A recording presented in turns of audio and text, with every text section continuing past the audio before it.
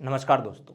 आप लोग ने आज का टॉपिक देख ही लिया होगा कि हम इंट्राडे में निफ्टी और बैंक निफ्टी में कब हमें कॉल बाय करना चाहिए, कब हमें पुट बाय करना चाहिए। ये टॉपिक इतना इम्पोर्टेंट क्यों है या ये पॉइंट क्यों इतना इम्पोर्टेंट है? ये पॉइंट इसलिए इतना इम्पोर्टेंट है कि हम लोग जब कैलकुलेशन करते हैं तो हम लोग गलत तरीके से कैलकुलेशन करते हैं। ये हमारे एक साइकोलॉजी पे डिपेंड होता है। चलिए मैं आपको एक छोटा सा कैलकुलेशंस में समझाने की कोशिश करता हूँ। जैसे आप सब लोगों को मालूम होगा कि निफ्टी और बैंक निफ्टी में एक दिन में कितना पॉइंट का मूवमेंट होता है, एवरेज मूवमेंट, हाई और लो की अगर हम बात करें तो बैंक निफ्टी में अगर हम देखें तो बैंक निफ्टी में अप्रॉक्स 300 टू 400 पॉइंट का मूवमेंट होता है। अब निफ्टी में आपका अप्रॉक्स 150 से 200 पॉइंट का मूवमेंट होता है। अब हमारे या फिर मैक्सिमम ट्रेडर्स जो भी देख रहे हैं, मैक्सिमम लोगों का साइकोलॉजी क्या होता है कि ये जो 400 पॉइंट और 200 पॉइंट निफ्टी और बैंक निफ्टी में है, हम इसमें से 400 पॉइंट ले ले, 300 पॉइंट ले ले, 200 पॉइंट तक जितना ज़्यादा से ज़्यादा हो सकता है हम लेने की कोशिश करते हैं और वहीं पे हम ट्रैप में फंसते हैं। ये क्या है? ये हमारे और आपके सोच का नतीजा है। निफ्टी में भी मैक्सिमम लोग क्या करते हैं कि 150 पॉइंट, इवन कुछ लोग को तो मैं ये यहाँ तक कहते सुना हूँ कि हम 200 पॉइंट हम ले सकते हैं, लेकिन क्या वो पॉसिबल है? विजय केडिया जी, आप लोग उनको डेफिनेटली जानते होंगे। उनका एक कोट है कि God and liar can only buy at bottom and sell at top. मतलब भगवान और जो झूठा आदमी है वही आपका बॉटम में बाय कर सकता है और टॉप में सेल कर सकता है। तो ये वही चीज़ है, हमें यहाँ पे अपने अकॉर्डिंग वर्क करना चाहिए। अगर सपोज कर लीजिए हम बैंक निफ्टी में हम 100 पॉइंट से 120 पॉइंट या 125 पॉइंट तक लेने की कोशिश करें डेली का, और निफ्टी में हम 50 से 65 पॉइंट लेने की कोशिश करें, तो क्या ये पॉसिबल है? ये डेफिनेटली पॉसिबल है। अगर हमारा इस कंडीशन में रिस्क रिवॉर्ड रेशियो या फिर प्रॉफिट परसेंटेज रेशियो 50 टू 50 भी रहा, मतलब अगर हम महीने में 20 पोजीशन बना रहे हैं, 20 में से 10 में हमें प्रॉफिट हो रहा है और 10 में हमें लॉस हो रहा है, फिर भी हम ओवरऑल 75% के रिस्क रिवॉर्ड रेशियो के साथ में हम रह सकते हैं। प्रॉफिट प्रोबेबिलिटी हमारा 50-50% है, लेकिन रिस्क रिवॉर्ड रेशियो हमारा 75% हो जाएगा, मतलब कि हम 75% विन करेंगे। तो आज का जो मेरा कॉन्सेप्ट है यही है। अब इसको हम कैसे करेंगे, चलिए इसी चीज़ को मैं समझाता हूँ आपको।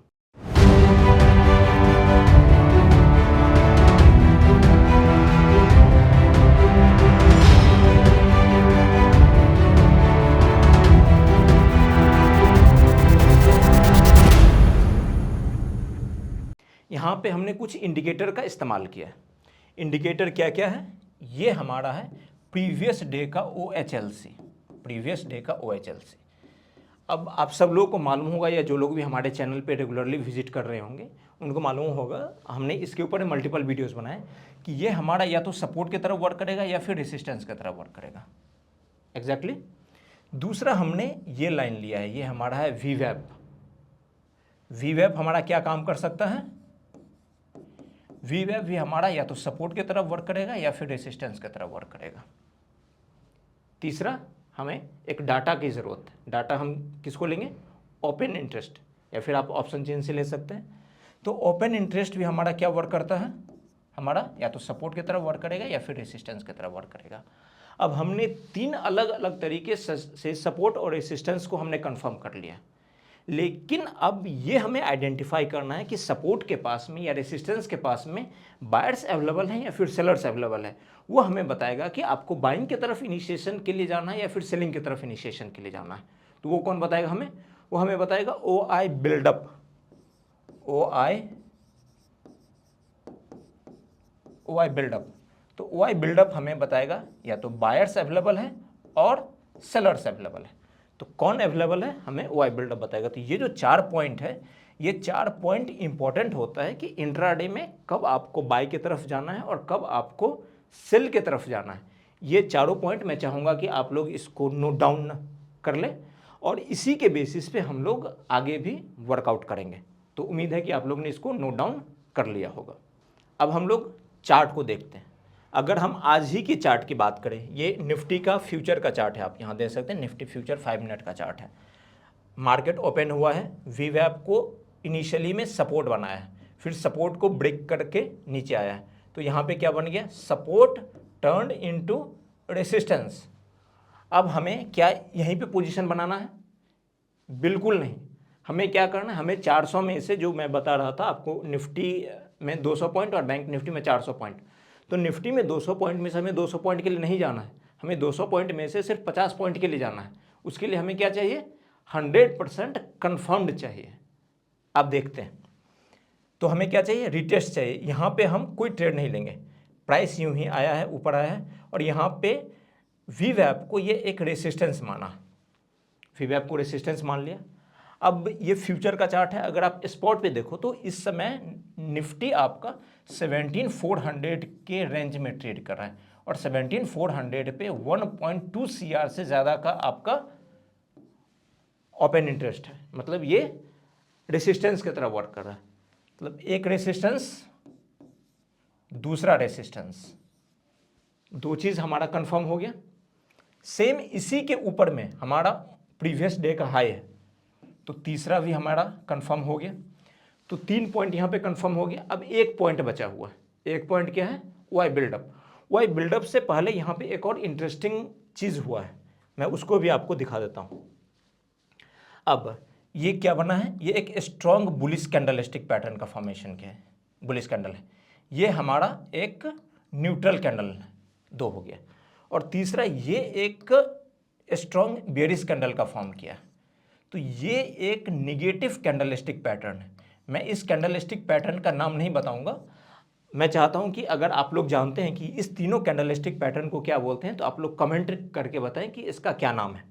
अब ये एक निगेटिव कैंडलस्टिक पैटर्न है, जो ही इसके नीचे आया मैं यहाँ से सेलिंग के लिए जाऊँगा 100%। अब यहाँ पे आप सोच रहे होंगे कि रिस्क रिवॉर्ड रेशियो क्या होगा हमारा, चले मैं वो भी आपको दिखा देता हूँ। मैं यहाँ से शॉर्ट पोजीशन का मैं ले रहा हूँ, और यहाँ पे मैं इसको ऐड कर दिया। अब इस लेवल के पास से हमारा सेलिंग का होगा, हमारा जो एसएल बनेगा, एसएल करीबन 13-14 पॉइंट का हमारा एसएल बन रहा है। हमारा टारगेट कितने का है, हमारा टारगेट है 50 पॉइंट का, तो हमने 50 पॉइंट के करीब का टारगेट डाल दिया। अब यहाँ पे देखिए एसएल मेरा कितने का है, एसएल मेरा है, मैं मान लेता हूँ कि एसएल हमारा है 15 पॉइंट का, यहाँ पर 13 पॉइंट बन रहा है, 15 पॉइंट। ये आप सोच रहे हैं कि सिर्फ एक पोजीशन का कहानी है, ये सिर्फ एक पोजीशन का कहानी नहीं है, ये मल्टीपल पोजीशन का कहानी है। मैं ऐसा आपको आगे भी मैं दिखाऊंगा। और टारगेट कितने का बन रहा है, टारगेट हमारा बन रहा है 50 पॉइंट का।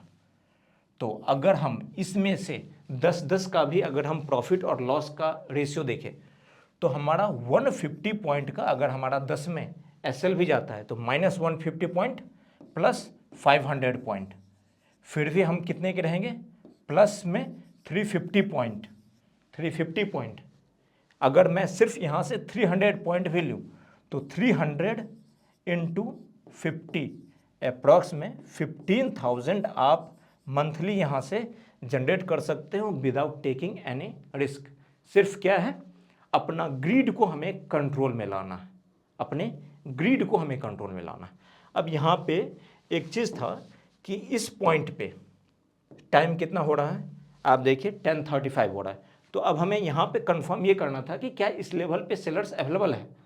तो उसके लिए हमें क्या करना पड़ेगा, ओआई बिल्डअप का चार्ट देखना पड़ेगा। तो मैं आपको ओआई बिल्डअप के चार्ट पे ले जाके दिखाता हूँ। तो अब आप यहाँ पे देखिए 10:30 से 10:45 के बीच में हमारा क्या हुआ है, एक शॉर्ट बिल्डअप है। उससे पहले मॉर्निंग में हमारा लॉन्ग बिल्डअप था, फिर अनवाइंडिंग हुआ है, फिर शॉर्ट बिल्डअप हुआ है, फिर लॉन्ग बिल्डअप हुआ है। तो ये जो लॉन्ग बिल्डअप था, यही लॉन्ग बिल्डअप हमारा जो एक निगेटिव कैंडलस्टिक पैटर्न का फॉर्मेशन किया है, निगेटिव पैटर्न, वही ये जो लॉन्ग बिल्डअप है ये फॉर्म किया है। और इसको जो इस पैटर्न को जो कंप्लीट किया, ये जो शॉर्ट बिल्डअप फॉर्म हो रहा है, ये शॉर्ट बिल्डअप इस पैटर्न को फॉर्म हो रहा है। साथ ही साथ हमने अपने कई वीडियोस में ये बताया कि सिर्फ पैटर्न का फॉर्मेशन ही इंपॉर्टेंट नहीं है। एक और चीज़ मैंने वहाँ पे बताया था कि पैटर्न का फॉर्मेशन कहाँ पे हो रहा है, वेयर हो रहा है, पैटर्न का फॉर्मेशन कहाँ पे हो रहा है, ये कहाँ पे हो रहा है, रेसिस्टेंस के पास था। तो फिर इसका एक इम्पोर्टेंस ऑलरेडी जनरेट हो जाता है।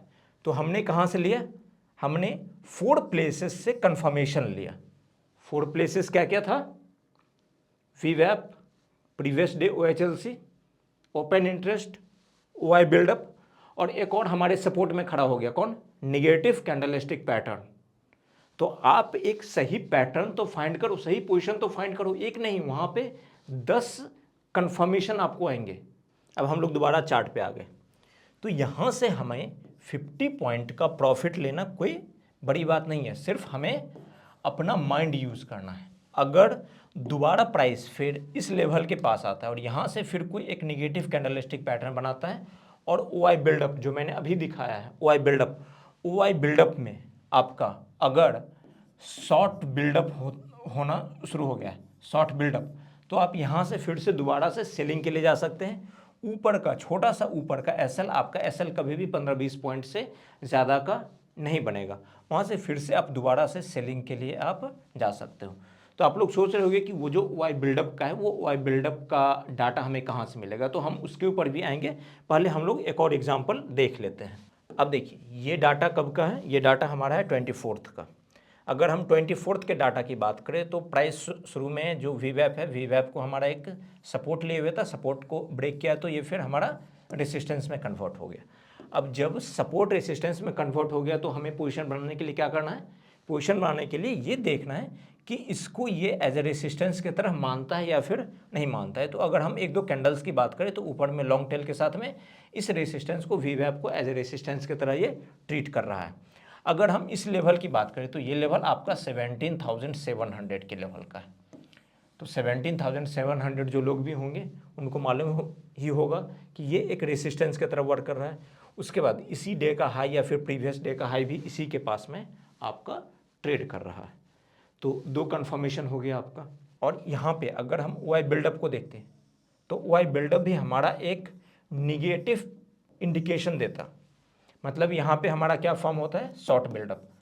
तो अगर हम यहाँ की भी अगर हम रिस्क रिवॉर्ड रेशियो की बात करें तो जो मैं आपको दिखा देता हूँ, तो अगर यहाँ के भी अगर आप रिस्क रिवॉर्ड रेशियो की बात करें तो हमारा जो सेलिंग का बनता, सेलिंग का हमारा इस पॉइंट के आसपास से हमारा सेलिंग का बनता, और जो हमारा SL बनता, हमारा SL इसके आसपास का बन रहा है, 20 पॉइंट के करीब का बन रहा है, और हमारा टारगेट करीबन 50 पॉइंट के आसपास का बनता है। तो देखिए कि हमारा कितना जल्दी ये बन जा रहा है। तो हमें क्या करना है कि परफेक्ट प्लेस, एंट्री का परफेक्ट प्लेस फाइंड करना है और वहाँ पे हमें पोजीशन बनाना है। सिर्फ आप इसके बदौलत से निफ्टी में ही नहीं, आप बैंक निफ्टी में भी इसके बदौलत से आप ट्रेड कर सकते हैं। चलिए मैं आज ही के बैंक निफ्टी का ही भी मैं आपको दिखाता हूँ। सेम चीज़ है, ये क्या है, प्रीवियस डे OHLC का है, प्रीवियस डे OHLC हो गया, प्राइस ओपन हुआ है, इसको रेसिस्टेंस माना है, फिर इसको प्राइस ने क्या किया है, इसको भी रेसिस्टेंस माना है, वीवैप को भी रेसिस्टेंस माना है। यहाँ पे फिर से same candlestick pattern, negative candlestick pattern का फॉर्मेशन किया है और आपको बताना है, नाम बताना है कि ये कौन सा निगेटिव कैंडलस्टिक पैटर्न है। उसके बाद फिर से नीचे आया है, तो हम इसके पास से हम यहाँ से सेलिंग के लिए हम डेफिनेटली हम जा सकते थे। और यहाँ पे भी हमें सिर्फ कंफर्म करना था कि OI बिल्डअप, तो OI बिल्डअप आप धन के ट्रेडिंग प्लेटफॉर्म से आप ले सकते हैं, धन। तो ये जो मैं जो ट्रेडिंग प्लेटफॉर्म यूज़ कर रहा हूँ ये आपका धन का ट्रेडिंग प्लेटफॉर्म है।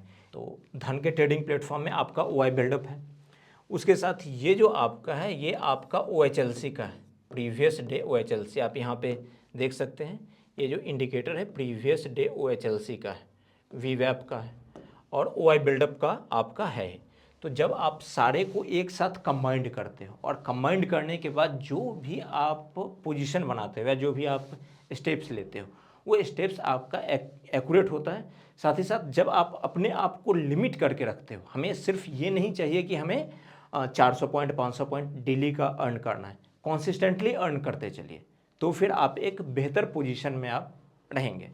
तो अगर आपको ये सारा डाटा चाहिए OI बिल्डअप का या फिर ये धन के ट्रेडिंग प्लेटफॉर्म को यूज़ करना है तो वीडियो के डिस्क्रिप्शन में इसका लिंक दिया गया होगा, आप उस लिंक पे जाके अकाउंट ओपन करें और ये चीज़ आपका फ्री में अवेलेबल है। हमें ये क्लियरली इंडिकेट करता है कि किस पॉइंट पे बायर्स अवेलेबल है और किस पॉइंट पे सेलर्स हमारा अवेलेबल हो रहा है। अगर सपोज कर लीजिए कि कोई एक रेसिस्टेंस एरिया है, अगर रेसिस्टेंस एरिया के पास में हमारा अगर लॉन्ग बिल्डअप हो रहा है तो हम वहाँ पे क्या कर सकते हैं, वहाँ पे हम ये समझ सकते हैं कि यहाँ से हमें ब्रेकआउट होगा, ब्रेकआउट हमें देखने को मिलेगा। अगर रेसिस्टेंस के पास से हमारा अगर शॉर्ट बिल्ड ऑफ फॉर्मेशन हो रहा है तो वहाँ से क्या होगा, वहाँ से रिवर्सल होगा। तो ये सारा चीज़ हमें इंडिकेट करता है कि रेसिस्टेंस या सपोर्ट, अगर सपोर्ट के पास से सेम चीज़ होगा, सपोर्ट के पास से, सपोर्ट के पास में अगर आपका लॉन्ग बिल्डअप हुआ तो वो क्या होगा, आपका रिवर्सल आएगा, रिवर्सल होगा। अगर सपोर्ट के पास में आपका अगर शॉर्ट बिल्डअप आया तो वो क्या होगा, ब्रेकडाउन कहलाएगा वो। तो जो भी चीज़ होता है कि ये एक एट अ पार्टिकुलर टाइम, यहाँ पे देख रहे हैं कि 15 मिनट्स में होता है, तो एट अ पार्टिकुलर टाइम कितना नंबर ऑफ क्वांटिटीज़ में बायर्स अवेलेबल है और कितना सेलर्स अवेलेबल है, तो ये हमें एक कॉन्फिडेंस देता है, साथ ही साथ कि कितना कॉन्ट्रैक्ट्स बन रहा है, कितना स्क्वायर ऑफ हो रहा है, कितना नंबर ऑफ ट्रेडेड कॉन्ट्रैक्ट्स है।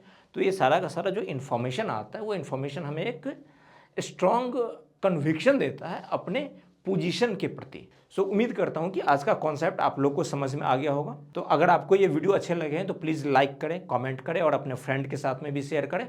और ये सब चीज़ आप फ्री में चाहते हैं तो धन में अपना डीमैट अकाउंट ओपन करें और इसका आप फ़ायदा उठा सकते हैं। तो लिंक वीडियो के डिस्क्रिप्शन में होगा। Thank you.